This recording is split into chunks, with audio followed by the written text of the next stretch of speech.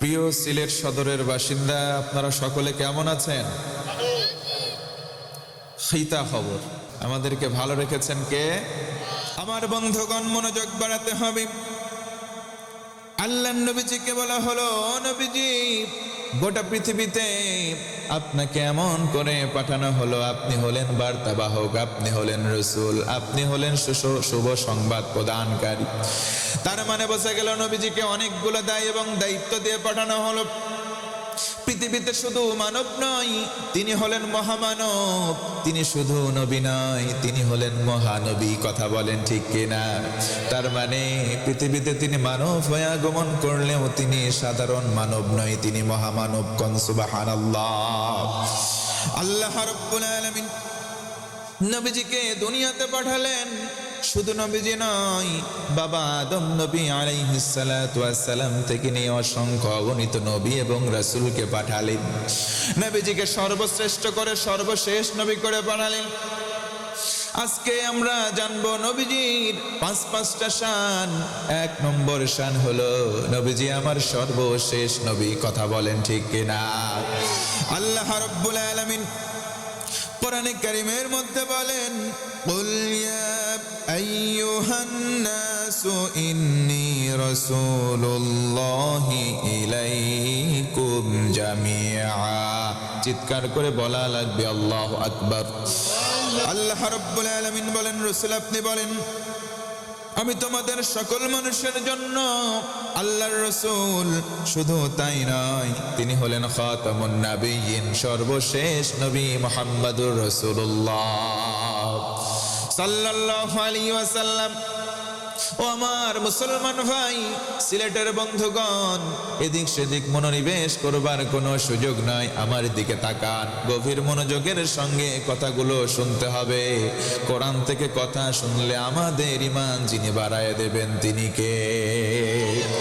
আল্লাহ রাব্বুল আলামিন আরো বলেন, ওয়ামা আরসালনাকা ইল্লা কাফাতাল লিন্নাসি বাশীরাও ওয়া নাযীরা।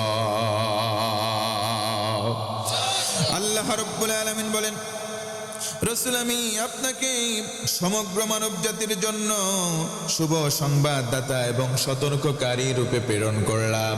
তার মানে শুভ সংবাদ যদি রাসূলুল্লাহ না দেন, অন্য কেউ দিতে পারেন? রাসূল আমার শুভ সংবাদদাতা, রাসূল আমার সতর্ককারী। ও মুসলমান, এজন্য নবীজি যেই বিষয়ে আমাদেরকে সতর্ক করেছেন, আমরাও সতর্কতামূলক পদক্ষেপ গ্রহণ করব ইনশাআল্লাহ। নবীজির পাঁচটি শানের এক নম্বর শান, নবীজি শেষ নবী। নবীজি শেষ নবী। নবীজি শেষ নবীর উপমা হাদিসে নববীতে নবীজি নিজেই বলেন, একটা ব্যক্তি একটা বাড়ি বানিয়েছে, সুন্দর অট্টালিকা বানিয়েছে, এত সুন্দর করেছে, ইয়াজমালাহু ওয়া ইহসানাহু, সুন্দর করার পরে উপরের দিকে একটা ইট বাকি রেখেছে। লোকজন বাসার দেখতে এসেছে, আশপাশে ইয়াতুফুন আল্লাহু, তারা ঘুরে ঘুরে দেখছে এলাকাবাসী। ওয়াজিবুন আল্লাহু, তারা আশ্চর্যিত হচ্ছে, কি এত সুন্দর বাড়ি, বাট এই জায়গায় একটা ইট দিলে আরো সুন্দর হতো। লোকজন আশ্চর্যিত হচ্ছে। নবীজি বলেন, আমার উদাহরণ হচ্ছে ওই ইটের মতো, যে ইটটা ফাঁকা আছে। অসংখ্য নবী এবং রাসূল দুনিয়াতে এসেছেন, আমাকে আল্লাহ তাআলা ওই শীষ ইট বানিয়ে ওই জায়গায় পূর্ণতা দিয়েছেন, তথা নবী রাসূলদের আগমনের সিলসিলার পূর্ণতা দিয়েছেন আমি মুহাম্মাদের মাধ্যমে। জোরে বলুন সুবহানাল্লাহ। আল্লাহ রাব্বুল আলামিন নবীজিকে পাঠালেন শেষ নবী করে। তার মানে বোঝা গেল নবী আলাইহিস সালাতু ওয়াস সালামদের আগমনের একটা সিলসিলা ছিল, সেই সিলসিলার পূর্ণতা দিলেন মুহাম্মাদুর রাসূলুল্লাহ সাল্লাল্লাহু আলাইহি ওয়াসাল্লাম। দুই নম্বর শান হলো, গোটা আলমবাসীর জন্য নবীজিকে দয়া রহমত করে পাঠানো হলো। বলি সুবহানাল্লাহ। ওয়ামা আরসালনাকা ইল্লা রাহমাতাল লিল আলামিন। আল্লাহ রাব্বুল আলামিন বলেন, নবীজি আপনাকে গোটা আলমবাসীর জন্য রহমত করে পাঠালাম, দয়া করে পাঠালাম, করুণার আধার করে পাঠালাম। আর একবার বলা যাবে সুবহানাল্লাহ। ও আমার সিলেটের মুসলমান বন্ধুগণ, মনোযোগ বাড়ায় দেন। পৃথিবীতে দয়া বলতে অন্য কোথাও আমরা খুঁজব না। আর রহমান, আল্লাহ হলেন দয়ালু, তিনি হলেন রহমান, তিনি হলেন রহিম, আবার তিনি হলেন আমাদের গোটা বিশ্ববাসীর জন্য রব। সকলে পড়েন আলহামদুলিল্লাহি রাব্বিল আলামিন। সমস্ত প্রশংসার মালিক সেই রবের জন্য যিনি জগৎ সমূহের মালিক। পড়ুন সুবহানাল্লাহ। জগৎ সমূহের রব হলেন আল্লাহ, জগৎবাসীর জন্য দয়া হলেন নবীজি। ও মুসলমান, এই জন্য আসুন নবীজির শানগুলো আমরা একটা একটা করে জানার চেষ্টা করি। 1 নম্বর শান, নবীজি আমাদের শেষ নবী।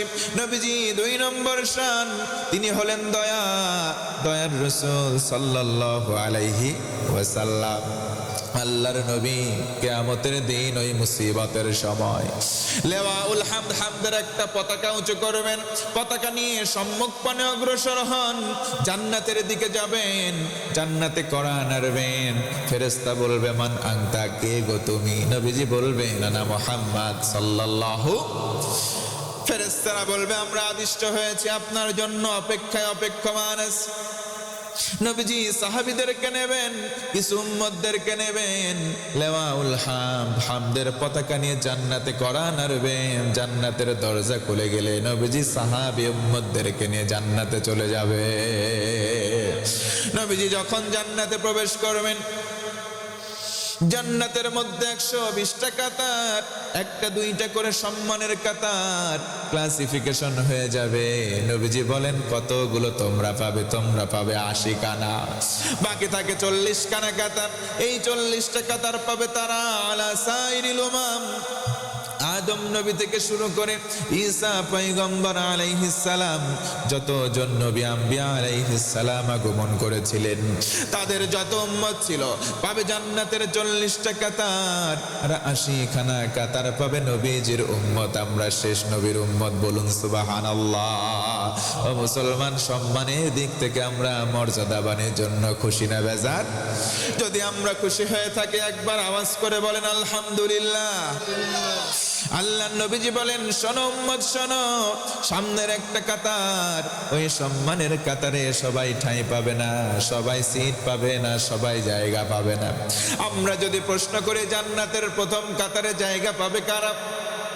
নবীজি বলেন শোনো উম্মত শোনো, আল্লাযীনা ইয়াহমাদুনাল্লাহা ফিস সাররাই ওয়াদ দাররা, যারা জীবনের সুখে দুঃখে সব সময় প্রশংসা, জান্নাতে সামনের কাতারে তাদের জায়গা দেবেন। বলুন সুবহানাল্লাহ। ও ভাইরা বলেন তো, আল্লাহর ওয়াদা কি মিথ্যা হতে পারে? আল্লাহর ওয়াদা কখনো মিথ্যা নয়। ওয়াদাল্লাহি হাক্কুন, আল্লাহর ওয়াদা সত্য ওয়াদা। ইন্নাল্লাহা লা ইউখলিফুল মিআদ, আল্লাহ একবার যেই ওয়াদা করেন সেই ওয়াদা কোশ্চিন কারেওয়ার ভঙ্গ করেন না। জোরে আরেকবার বলেন সুবহানাল্লাহ। নবীজির সম্মান কত বিশাল, কত বড়। 1 নম্বর নবীজি শেষ নবী, 2 নম্বর নবীজি রহমতের নবী, 3 নম্বর হলো রাসূলের আনুগত্যে আল্লাহর আনুগত্যের শামিল হয়ে যায়। আল্লাহু আকবার বলেন। আল্লাহ রাব্বুল আলামিন বলেন মান ইউতি'ইর রাসূল ফাকাদ আতা'আল্লাহ। আয়াতে কারিমা শেষে আল্লাহু আকবার বলবেন, চিৎকার করে বলেন তো আল্লাহু আকবার। আল্লাহ রাব্বুল আলামিন বলেন যে রাসূলের অনুগত্য করলো সে আল্লাহর অনুগত্য করলো। ও মুসলমান, এই জন্য রাসূলের অনুগত্য অনুসরণ করার দরকার। জোরে বলেন তো আছে না নাই? রাসূলকে ভালোবাসার দরকার। জোরে বলেন আছে না নাই? আল্লাহ নবীজি একদিন বসে আছেন, অনেকজন সাহাবী বসা। একজন সাহাবী পেছন দিক থেকে গুটি গুটি পায়ে নবীজির কাছাকাছি এসে বললেন মাতাস সাআতু ইয়া রাসূলুল্লাহ, নবীজি আমি জানতে চাই কিয়ামতটা কবে হবে? নবীজি বললেন মা ইস্তাআদাত লাহা। কষ্ট হচ্ছে? কথা বোঝা যাচ্ছে? মাশাআল্লাহ। কিছুক্ষণ থাকা যাবে ইনশাআল্লাহ। আমরা তো আজেবাজে কথা বলছি না, সরাসরি আল্লাহ এবং রসুলের কথা বলছি, সরাসরি কোরআন এবং নবীজির হাদিস থেকে। মনে রাখবেন, হেদায়েত নবীজির জীবন, নবীজির জীবদ্দশা, নবীজির হাদিস, নবীজির কর্ম, আল্লাহ পাকের কওল। এর বাহিরে গেলে সেখানে সঠিক আমরা কোনো কিছু নাও পেতে পারি। এর মধ্যে আমরা যদি বসে থাকি, জীবনটা সাজাই, জীবনটা যদি আমাদের উৎকর্ষ সাধন নাও হয়, মনে রাখবেন যে আমাদের জীবন ব্যর্থ হবে। সম্ভব? হযরতে বেলাল এমন ভালোবাসতেন, নবীজির ওফাত হয়ে যায়, হযরতে বেলাল সেখান থেকে আর আজান দেয় না, হযরতে বেলাল সেখান থেকে চলে গেলেন। আল্লাহর নবীজির পরে হযরতে আবু বকর খেলাফতের মসনদে আদিষ্ট হলেন। যুদ্ধে যাওয়ার জন্য বেলাল অনুমতি চাইলেন, অনুমতি দেওয়া হলো। যেই যুদ্ধে বেলাল রাদিয়াল্লাহু আনহু যায়, সেই যুদ্ধে মুসলমানরা জয়লাভ করেন। বলা লাগবে সুবহানাল্লাহ। হযরতে বেলাল চিন্তা করলেন, জীবনটা আল্লাহর জন্য আমি উৎসর্গ করতে চাই, আল্লাহর জন্য আমি নিবেদন করতে চাই। তিনি মরতে চান ইসলামের জন্য, আল্লাহ তারে বাঁচায় রাখেন। এই জন্য মুরব্বীরা একটা কথা বলেন, রাখে আল্লাহ মারে কে? কথা বলেন ঠিক কিনা? ও মুসলমান, হযরতে বেলাল রাদিয়াল্লাহু আনহু সেখান থেকে চিন্তা করলেন, আর আমি এখানে থাকবো না। যেই শহরে আমার রাসূল নাই, সেই শহরে আমি বেলাল থাকবো না। চলে গেলেন দামেস্কে। তারিখুল ইসলাম সাক্ষ্য দেয়, প্রায় একটা বছর, মানে কোন বর্ণনায় 8 মাস, কোন বর্ণনায় 11 মাস তিনি সেখানে অবস্থান করেন। প্রায় 1 বছর সময় হয়ে গেছে অতিবাহিত। বেলাল দামেস্কে আছেন। একদিন নবীজিকে স্বপ্ন দেখলেন। নবীজি এসে বলেন, বেলাল, আমি নবীজির কথা কি তোমার মনে পড়ে না? আমি মদিনায় আছি, তুমি কেন দামেস্কে আছো? আমার কথা কি তোমার মনে পড়ে না? হযরতে বেলালের ঘুম ভেঙে গেল, হাউমাউ করে ডুকরে কান্না শুরু করলেন। 1 সেকেন্ড কাল বিলম্ব করলেন না, মদিনার পথে রওনা দিলেন। পায়ে হাঁটা পথ, লম্বা সময় অতিবাহিত হয়ে যেদিন তিনি মদিনায় পৌঁছলেন, জোহরের সময় হয়ে গেছে, আজানের ওয়াক্ত প্রায়। সাহাবীরা সবাই বসা আছেন। সবাই দেখলেন বেলাল কোথা থেকে যেন একজন আজনবী চলে আসে। কাছাকাছি আসার পরে চেহারা দৃশ্যমান হলো, চিন্তা আর কারো বাকি নাই। আমাদের নেতা বেলাল চলে এসেছে, আমাদের নেতা বেলাল। ও বেলাল, তুমি যখন এতদিন পর ফিরে আসলে, আজানের রক্ত হয়ে গেছে, তুমি এখন আজানটা দিয়ে দাও। বলেন সুবহানাল্লাহ। হযরতে বেলাল বলেন, না, যেই শহরে নবী নাই, সেই শহরে আমি বেলাল আজান দেব না। কারণ রাসূল ছিলেন ইমাম, আমি বেলাল ছিলাম মুয়াজ্জিন। যেই শহরে আমার ইমাম নাই, আমি বেলাল সেখানে মুয়াজ্জিন হব না। সাহাবীরা সবাই অনুরোধ করেন, কারো কথা তিনি রাখেন না। এক পর্যায়ে হাসান হুসাইন 2 ভাই আসলেন। আসার পরে বলে, আজ্জিনিয়া বেলাল, ও বেলাল, আল্লাহর ওয়াস্তে আজকের দিনের আজানটা আপনি দিয়ে দেন। হযরতে বেলাল বলেন, কেমন যেন আমার লেগে গেল। ও মুসলমান ভাই, আল্লাহর রাসূল বলেন, হুমা রায়হাতান, হাসান হুসাইন 2 ভাই হলো আমি রাসূলের আতর। সুবহানাল্লাহ বলে। তার মানে আতর কেমন? পারফিউম সুগন্ধি হয়।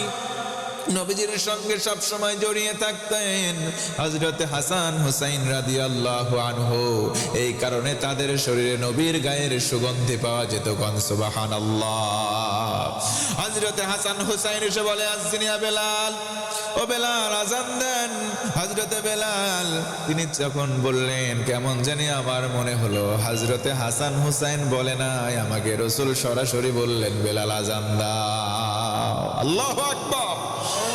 হযরতে বেলাল রাজি হয়ে গেলেন। তখন তো সাউন্ড সিস্টেম নাই, এত সুন্দর মাইক নাই।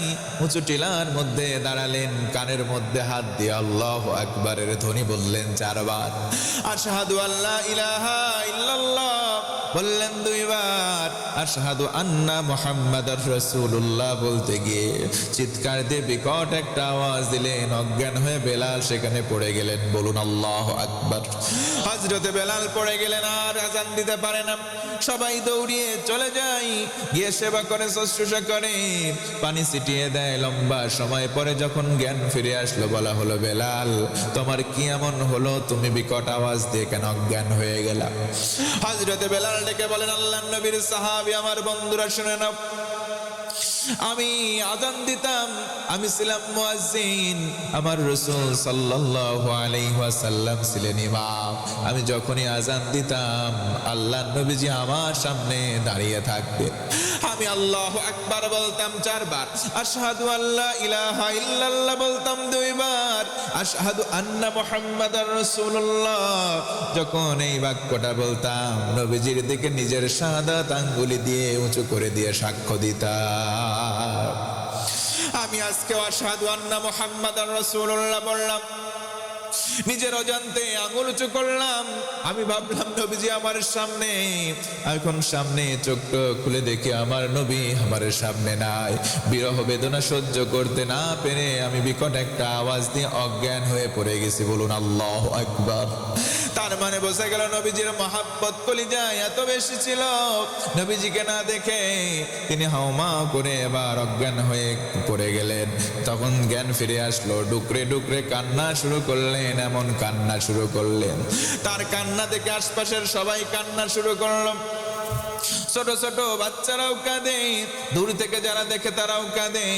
আসাদুল বুকাই ফিল মাদিনা, মদিনার ভেতরে সব চাইতে কান্নাওয়ালা দিন হলো ওই দিন, যেই দিন হযরতে বেলাল আজান দিতে গিয়ে আজান দিতে পারে নাই।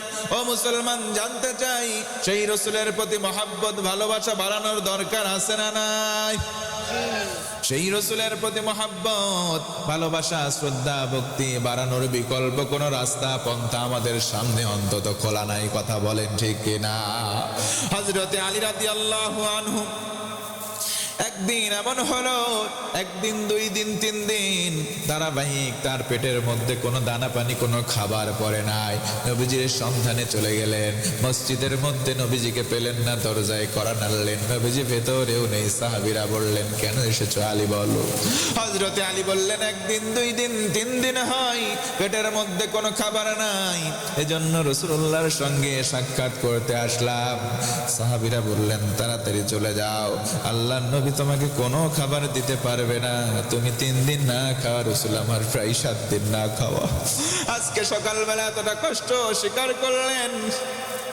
একটা প্রস্তর খণ্ড একটা শক্ত পাথর নিয়ে পেটের সঙ্গে বেঁধে নিলেন। কোথায় যেন নবীজি চলে গেলেন। ও আলী, তাড়াতাড়ি বাড়ির দিকে ফিরে যাও, তোমাকে তোমার নবীজি কিছুই দিতে পারবে না। হযরতে আলী ডুকরে ডুকরে কান্না বাড়িয়ে দিয়ে বলেন, সাহাবীরা আমার, বন্ধুরা শোনো, আমি নবীজির কাছে তো খাবার চাইতে আসি নাই। আমি নবীজির কাছে ওই সময় দৌড়িয়ে আসি যখন আমি ক্ষুধার্ত হই। 1 দিন 2 দিন 3 দিন নয়, আমি যদি লাগাতার কয়েকদিন একেবারে অনাহারে থাকি, আমি নবীজির বরাবর চলে আসি। নবীজির সামনে একবার দাঁড়াই কিংবা বসি, নবীজির চেহারা মোবারক দেখি। একবার দেখার পর সঙ্গে সঙ্গে আমি আলীর পেটের ক্ষুধা সঙ্গে সঙ্গে নিবারণ হয়ে যায়। এতটা ভালোবাসতেন, মহাব্বত করতেন নবীজিকে। সাহাবীরা যেমন করে ভালোবাসতেন, ও আমার সিলেটের মুসলমান, আমরাও তেমনি রূপে ভালোবাসবো তো ইনশাআল্লাহ। আমার বন্ধুগণ, মনোযোগ বাড়াতে হবে। নবীজির সম্মান মর্যাদা এত বেশি। 5 নম্বর হলো, নবীজি আমাদের জন্য উত্তম আদর্শ ছিলেন। বলুন সুবহানাল্লাহ। মা কানা মুহাম্মাদুন আবা আহাদিম মির রিজালিকুম ওয়ালাকিন রাসূলুল্লাহি ওয়া খাতামান নাবিয়্যিন।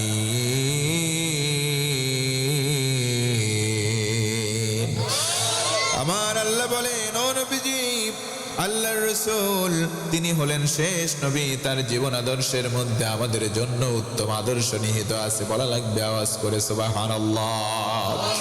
আল্লাহ রাব্বুল আলামিন আরো বলেন, লাকাদ কানা লাকুম ফি রাসূলিল্লাহি উসওয়াতুন হাসানা। রাসূলের জীবন আদর্শের মধ্যে রয়েছে আমাদের জন্য শিক্ষণীয় উত্তম জীবন দর্শন। জোরে আরেকবার বলেন সুবহানাল্লাহ। তার মানে বোঝা গেল নবীজির মান-শান মর্যাদা অনেক বেশি, এবং সেই জন্য আমরা নবীজির মান-শান মর্যাদাকে জানবার পরে তদানুযায়ী আমল করার চেষ্টা করব। বলেন ইনশাআল্লাহ। নম্বর নবীজির মান হলো নবীজি শেষ নবী। 2 নম্বর নবীজি আল্লাহর পক্ষ থেকে রহমত রূপে এসেছেন। 3 নম্বর নবীজির আদর্শের মধ্যে যদি কেউ অনুসরণ করে আল্লাহর অনুসরণ করা হয়, বলেন সুবহানাল্লাহ। 4 নম্বর রসুলকে মানা, এটা হলো ইমানের অঙ্গ, ইমানের শর্ত। আর 5 নম্বর তার আদর্শই উত্তম আদর্শ, আওয়াজ করে কোন সুবহানাল্লাহ। রাসূলুল্লাহর আদর্শ যারা মান্য করে চলেছে তাদের জীবনটা কেমন ভাবে সেজেছে দেখেন। আল্লাহর নবীর জামানায় নবীজি কোরআনের দাওয়াত দেন, নবীজি কোরআনের মহিমান্বিত গ্রন্থ কোরআন আল কারীমের দাওয়াতগুলো মানুষের দ্বারে দ্বারে প্রচার শুরু করে দিলেন, প্রসার শুরু করে দিলেন। এমত অবস্থায় নবীজির হাতে হাত দিয়ে কেউ কেউ কালেমা পড়েন, কেউ কেউ নবীজিকে পাগল বলে। ও মুহাম্মদ আনতা মাজনুন, তুমি হলা পাগল। নবীজির খারাপ হয়ে একবার তিনি বসে আছেন, নবীজির হাতে হাত দিয়ে কেউ কালেমা পড়ে, আবার কেউ অমুসলিমরা নবীজির সেজদা দেয়। উটের মরা পচা নারী ভুড়ি এনে নবীজির মাথার উপরে ছাপিয়ে দেয়। নবীজি এত কষ্ট স্বীকার করেছেন কিন্তু কোরআনের দাওয়াত দিতে পিছুপা হন নাই, জোরে বলুন সুবহানাল্লাহ। নবীজি আমার কোরআনের দাওয়াত দিতে দিতে যখন প্রতিবন্ধকতা বেড়ে যায়, নবীজির মন খারাপ হয়, আল্লাহ রাব্বুল আলামিন নবীজির মন বুঝলেন, আয়াত নাজিল করলেন। বলি আল্লাহু আকবার। তাহা মা আনজালনা আলাইকাল কুরআনা লিতাশকা। রাসূল এই জন্য কোরআন নাজিল করি নাই যাতে আপনার ভাগ্য কমে যাবে না, যাতে আপনার ভাগ্য নষ্ট হবে, এজন্য কোরআন নাজিল করি নাই। আপনার সম্মান গগনচুম্বী করব এই জন্য কোরআন দিলাম। তার মানে কোরআন আল কারীম শুধু রাসূলের উপরে ভাগ্যকে নষ্ট করবার জন্য নাজিল করা হয় না। বাল হুয়া কুরআনুম মাজিদুম ফি লাওহিম মাহফুজ।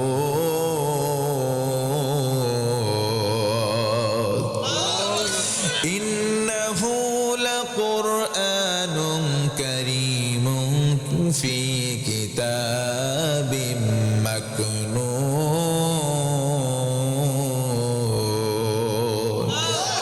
কষ্ট হচ্ছে কি ভাই?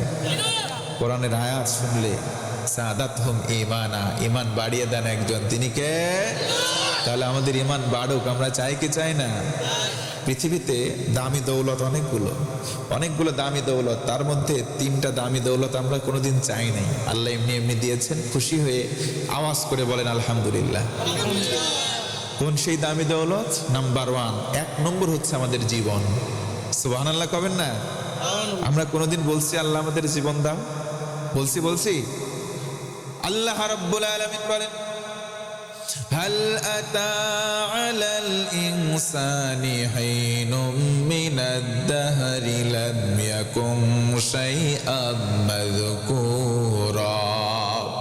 বান্দারে আমি তোমাকে এমন একটা কথাকে স্মরণ করাবো না, তোমার জীবনের পূর্বের দিকে তাকাও, তোমার নাম নাই, কোনো গন্ধ নাই, কোনো অস্তিত্ব নাই, সেখান থেকে আমি রব্বুল আলামিন তোমার জন্ম দান করলাম। শুধু তাই নয়, তোমাকে আশরাফুল মাখলুকাত সৃষ্টির মধ্যে সেরা বানালাম, বলেন সুবহানাল্লাহ। 2 নম্বর আমাদেরকে যেই মর্যাদা দেওয়া হলো, ও মুসলমান, ঈমান দেওয়া হয়, মুমিন বানানো হয়। আমরা কোনোদিন বলি না আল্লাহ মুসলমানের ঘরে জন্মদান করো, আল্লাহ আমাদেরকে মুসলমান বানাও। আল্লাহ রব্বুল আলামিন মেহেরবান, দয়া করে আমাদেরকে ঈমান নামক দৌলত দান করেছেন, বলি সুবহানাল্লাহ। কে ঈমান দান করলেন, আমাদেরকে মুমিন বানালেন। কোনোদিন বলি না আল্লাহ ঈমান নামক দৌলত দাও, কোনদিন বলি নাই আল্লাহ মুমিনের ঘরে আমাদেরকে জন্ম দাও আল্লাহ। তবু আল্লাহ মেহেরবান, দয়া করে মোহাব্বত করে ভালোবেসে আমাদেরকে ঈমান নামক দামি সম্পদ দিয়েছেন, বলেন আলহামদুলিল্লাহ।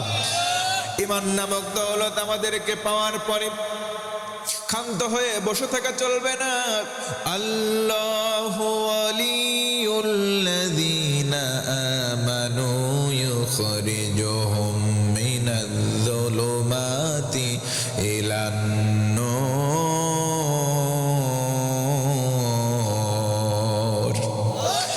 আল্লাহ রাব্বুল আলামিন বলেন, তুমি তুমি মুমিন হলে, তুমি ইমানদার, আমি আল্লাহ তোমার ওলি হয়ে যাব, আমি আল্লাহ তোমার অভিভাবক, তোমার বন্ধু হয়ে যাব। আমরা যদি বলি আল্লাহ তুমি আমাদের বন্ধু হওয়ার পরে, ওলি হওয়ার পরে আমাদের কি ফায়দা? আল্লাহ বলেন গোলাম ইউখরিজুহুম, টেনে টেনে বের করব, মিনাজ-জুলুমাতি ইলান-নূর, অন্ধকার থেকে টানবো আলোর পথ তথা জান্নাতের পথ তোমাকে ধরায় দেব। বলেন সুবহানাল্লাহ। এই জন্য বলেন ঈমানটাকে মজবুত করার দরকার আছে না না? এক নম্বর দামি দৌলত আমাদের জীবন, দুই নম্বর ঈমান হলো দামি দৌলত। ঈমান বাদে জীবনের দাম নাই, জীবন বাদে ঈমানেরও দাম নাই। তার মানে জীবন পাওয়ার পর এই জীবনটা সব চাইতে দামি হবে যদি আমার আপনার ভিতরে ঈমান থাকে। কথা বলেন ঠিক কিনা? তার জীবনের মধ্যে ঈমান নাই, তার জীবনের দাম নাই, তার কোনো মূল্য নাই। তিন নম্বর দামি দৌলত হলো আমরা রাসূলুল্লাহর উম্মত হতে পেরেছি, কোনোদিন দরখাস্ত করি নাই, আল্লাহর কাছে বলি নাই আল্লাহ ও মালিক আমাদেরকে শেষ নবীর উম্মত বানাও। অথচ অনেক নবী আলাইহিস সালাম আল্লাহর কাছে দোয়া করলেন, আল্লাহ আমরা শেষ নবীর উম্মত হতে চাই, আমরা নবুয়ত চাই না, আমরা শেষ নবীর উম্মত হতে চাই।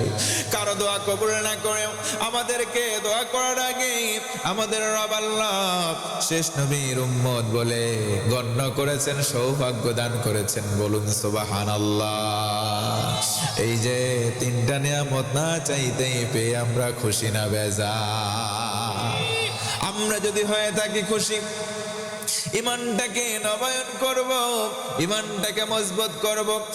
মান তাবা ওয়া আমানা ওয়া আমিলা আমালান সালিহান ফাউলাইকা ইউবাদদিলুল্লাহু সাইয়্যাতিহিম হাসানাত।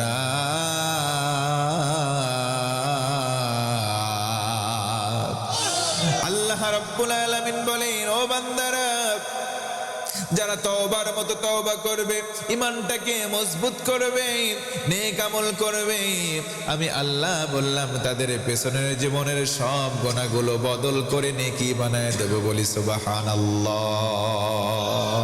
তার মানে যার জীবনে যত গুনাহ, ঈমানটাকে মজবুত করলে তার তত বেশি লাভ। কথা বলেন ঠিক কিনা? এজন্য ঈমানটাকে মজবুত করবার দরকার আছে না না? ঈমানটাকে আমরা মজবুত করব। ঈমানটাকে যদি আমরা মজবুত করতে পারি, আল্লাহ রাব্বুল আলামিন আমাদের জীবনটাকেও শোধন করবেন, আমাদেরকেও আল্লাহ তাআলা ঈমান মজবুত করবার কারণে আল্লাহ পাকের পক্ষ থেকে হেদায়েতের বার্তা দিয়ে দেবেন, পেছনের জিন্দেগির গুনাহগুলোকে মোচন করবেন। শুধু তাই নয়, গুনাহগুলোকে বদল করে নেকি বানাবেন। জোর গলায় বলি সুবহানাল্লাহ।